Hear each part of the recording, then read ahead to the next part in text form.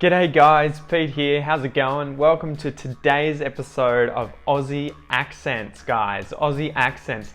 The whole point of these episodes is to expose you to as many different Aussie accents as possible to help you guys improve your listening comprehension and understand the Aussie accent.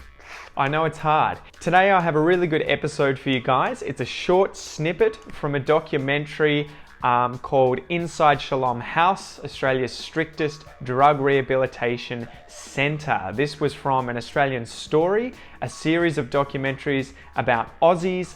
It was created by ABC. Go to their page, the link is below. Give them a like and a subscribe. And if you want to watch the full documentary, you can do so there.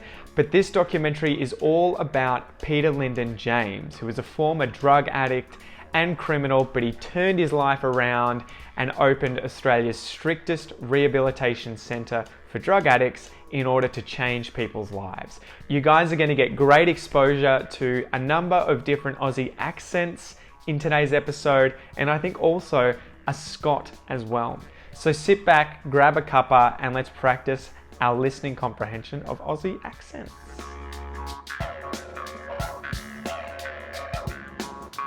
Peter has that personality that attracts people.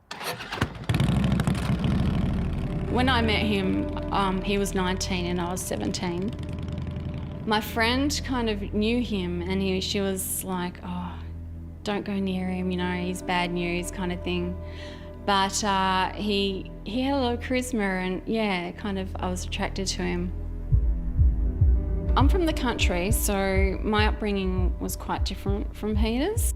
She was a geek, a farmer's daughter, head girl at school, ducks, didn't swear, didn't smoke. So we started seeing each other. I guess as time went on, he started introducing me to drugs. Then we were married in 94. We had our first son in 95. I mean, even though we're on drugs, the kids are still going to school, daycare. I mean, we're still trying to keep life as normal as possible. My childhood was good, adventurous, different, open to a lot of things most kids probably wouldn't see. I just got more into drugs and I thought I might as well start selling drugs for a living. And so, like everything I do, I give it 100%. And within 3 months I was selling on average of 2.5 kilos of methamphetamines a day. Heaps of guns, explosives, I'd done 9mm, 44s, Glocks, pencil guns, you name it, I had it, even subbies and some other stuff. Now I went really big, really quick. I remember always being lots and lots of money, guns and suitcases. Lots of police just coming and running after him and tackling him to the ground and stuff. We used to get raided a fair bit. I remember one occasion that we got up one morning and the helicopter was coming over the roof. The TRG come through front and back with shotguns, bulletproof vest. That's when I spent a night in lockup, and then the charges came through and Peter ended up going to jail for a year. People would say, oh, why didn't you leave? I mean, I was actually using as well. So for me, that was normal. I've dragged my wife through a world of evil that she didn't belong in. But yet she just stayed by my side through it all. If he hadn't have got his life sorted out, I dread to think where he would have ended up because, you know, he got a drug habit, I think about $7,000 a week. And he was paranoid, terrible nightmares and things. He was in a mess. I started hearing voices in my head and I wasn't looping out even though I used to loop out. I was a pretty good looper. But I started hearing voices in my head and this voice kept saying, Peter, I want you to follow me, I want you to follow me. And I pushed the voice aside and said, Peter, I want you to follow me. I'm telling my woman, hey, man, there's something weird's going down.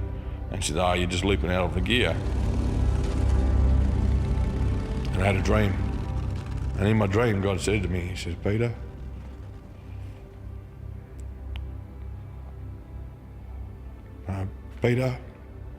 you're going to tell people. You're going to tell people how I've changed your life. He woke up one morning and said we needed to go to church. And again, I was thinking this was just psychosis. I went along with it and everything. And just the change in him, just begging me for forgiveness, just completely turning his back to the drugs, to the people that he was around. I was thinking, this is really weird. 2 years later, we were buying our own house, and then we had a gardening and landscaping business. And our kids healthy and going to the same school, and yeah, it was amazing. So I hope you enjoy that episode, guys. Remember to go down, share, like, and subscribe to the channel if you want to see more episodes like this in order to improve your understanding of the Australian accent. Hit the bell down below too to stay up to date with all the new videos coming out. And remember to jump over and watch the full doco on ABC's page and subscribe to their channel too. I hope it helps, guys, and I'll see you in the next episode. Peace out. G'day guys, thanks for watching the video. Remember, if you want to support the channel financially, you can do so via my Patreon page, which is linked in the description below. If you can't afford to support the channel financially, you can still help by spreading the word and sharing the videos. Thanks so much guys, stay awesome, all the best.